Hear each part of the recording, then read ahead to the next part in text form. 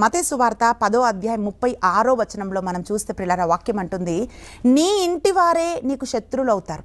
ఎవరో శత్రువులు ఎక్కడో ఉండరండి, మనతో ఉండే వాళ్ళే, మన వాళ్ళే శత్రువులు అవుతారని ఇది నా మాట కాదు ప్రియులారా, ఇది దేవుని వాక్యం పలుకుతోంది. మీకా గ్రంథము 7వ అధ్యాయము 5వ వచనంలో మనం చూసినట్లయితే వాక్యం ఏం పలుకుతుందంటే, మనం చదువుతున్నప్పుడు, మీ పొరుగు వారికి కానీ స్నేహితులను కానీ నమ్మకుడు, నీ కౌగుటిలో పడుకొని ఉన్న నీ భార్య ఎదుట నీ పెదవులు ద్వారమునకు కాపు పెట్టుము.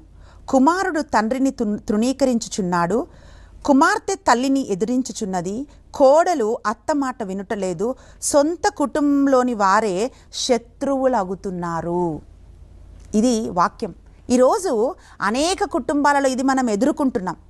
మన పొరుగు వాళ్ళని మనం వాళ్ళకి సహాయం చేస్తే వాళ్ళు మన గోతులు తెస్తారు, మన స్నేహితులని మనం నమ్ముతుంటే మోసం చేస్తుంటారు. ఈరోజు తల్లికి కూతురు విరోధి, అలాగే కూతురు తల్లికి విరోధి, తండ్రి కొడుకులు విరోధులుగా, భార్యాభర్తలు విరోధుగా, సొంత వాళ్ళే, నా రక్తమే అని అనుకుంటున్నప్పుడు ప్రియులారా, వాళ్ళే మనకు శత్రువులుగా నిలబడుతున్న ఒక దుర్దినాలలో మనం ఉన్నాం.